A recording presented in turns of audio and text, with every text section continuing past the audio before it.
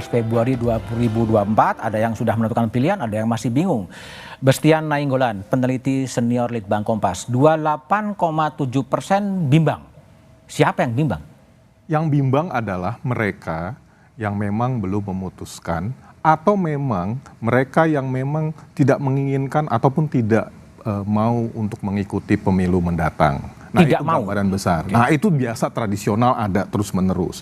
Tapi ada lagi satu faktor di sini, yaitu kalangan-kalangan yang memang berubah pilihannya. Tadinya punya pilihan, tetapi sekarang menjadi berubah oleh karena terjadi perubahan konfigurasi dari pasangan presiden kali ini. Kenapa demikian? Karena dibandingkan, perubahan ini kan dibandingkan dengan survei yang kami lakukan di bulan Agustus. 2023 lalu. Dan bulan-bulan sebelumnya biasanya itu selalu berada di kisaran 15-18%. Partai politik juga seperti itu. Itulah kenapa sekarang menjadi 28,7, karena memang berbeda dengan survei-survei sebelumnya. Dan kalau dibandingkan dengan partai politik, jauh lebih tinggi. Partai politik 17% yang belum memutuskan. Nah, presiden ini yang menjadi 28,7. Nah, kenapa bimbang? Kami mencermati berdasarkan beberapa faktor. Salah satunya berdasarkan daerah. Daerah yang terbesar kebimbangannya itu ada di Jawa Tengah. Di Jawa Tengah? Di Jawa Tengah, 34% belum memutuskan.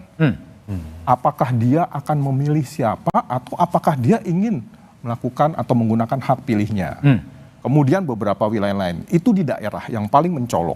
Yang kedua, kita lihat juga dari karakteristik pemilihnya.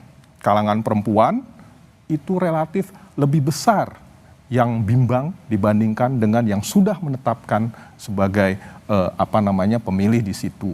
Apalagi dibandingkan dengan laki-laki.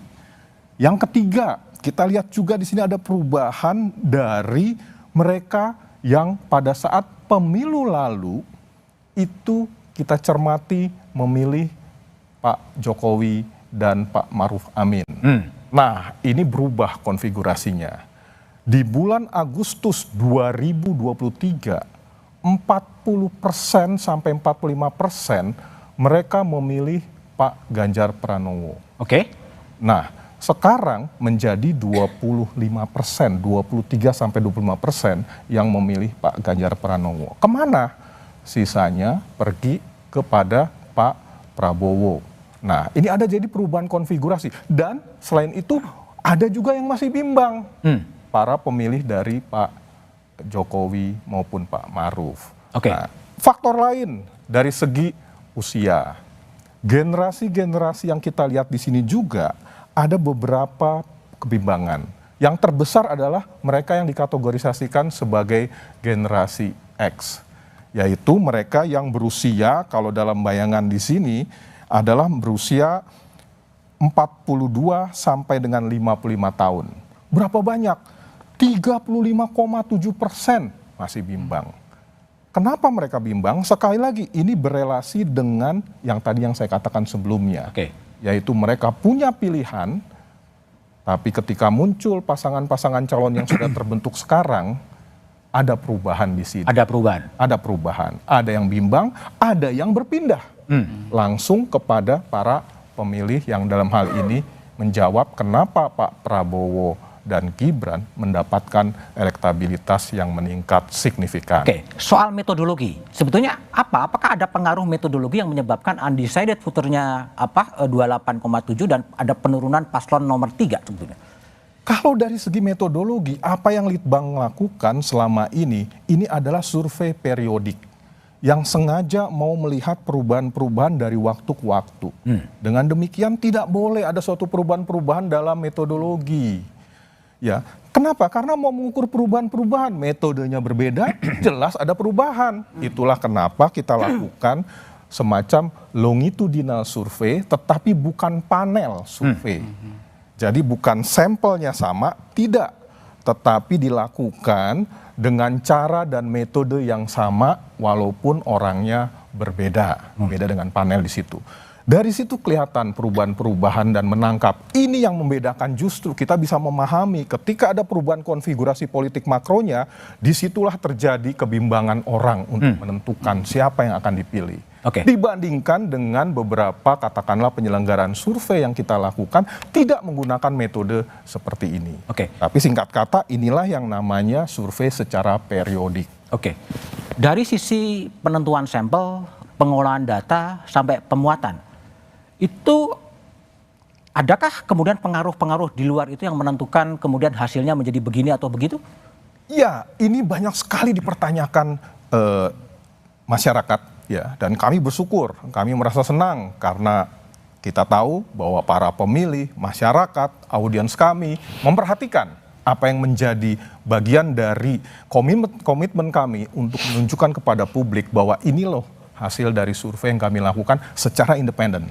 Nah, dikatakan secara independen dari segi pembiayaan, Harian Kompas yang membiayai secara total. Bukan dari kubu nomor 2, bukan dari kubu nomor 1, bukan dari kubu nomor 3, dan juga bukan dari kepentingan-kepentingan lain. Itu yang pertama. Yang kedua, yang kami lakukan ini adalah suatu metode yang terus-menerus kita lakukan dan kita uji terus-menerus.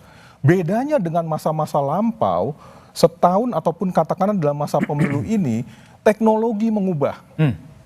Teknologi ada sebuah keuntungan yang kita peroleh, semua hasil, semua wawancara yang dilakukan, itu semuanya terpantau dalam satu sistem dashboard kita. Terekam semuanya? Terekam semuanya. Koordinatnya, waktu wawancaranya, isi wawancaranya, karena kita menggunakan aplikasi yang memang terbiasa juga di tahun-tahun terakhir ini digunakan oleh lembaga-lembaga survei termasuk kami, yang menekan human error. Nah, dengan demikian kita tahu nih, siapa yang sedang melakukan wawancara di mana dan kapan waktunya itu. Berapa menit itu untuk pertanyaan sejumlah yang kita tanyakan, nggak mungkin dia misalnya dalam waktu singkat langsung berubah warnanya. Ada problem di sana. Yang kedua, dipersoalkan juga tentang bansos. Tiba-tiba sebelum survei ini dilakukan semuanya disebar bansos. Kami mengatakan dan kami uji berdasarkan data, ada perbedaan nggak mereka yang menerima bansos dan yang tidak menerima bansos terhadap pilihan politiknya? Ada suatu pertanyaan yang seperti ini. Hasilnya tidak berbeda secara signifikan. Jadi kalau konfigurasi jawabannya, yang pertama mendapatkan 15,sekian%, kemudian yang kedua 39,sekian%, dan yang ketiga mendapatkan 15% juga, menerima bansos maupun tidak menerima bansos, dan jenis-jenis bantuan lainnya, ada 3 jenis bantuan yang kami inventarisasi, tidak signifikan perbedaannya. Artinya tidak ada intervensi di daerah. Bagaimana mungkin yang kita lakukan 600-an kelurahan dan desa. Kami bisa yakinkan, lembaga lain mengatakan hanya 120 sampai 200 kelurahan dan desa. Kami mencapai 600. Kenapa? Sebarannya memang ciri kami lebar. Lebar sekali tersebar, sehingga dinamikanya ataupun katakanlah penumpukan pilihan, homogenisasi pilihan tidak terjadi di suatu daerah. Itu yang bisa kami lihat. Jadi itulah hasil survei Litbang Kompas, tapi kemudian bagaimana pasangan calon menanggapi dan kemudian meraih suara-suara yang masih bimbang? Jawabannya setelah jeda berikut ini.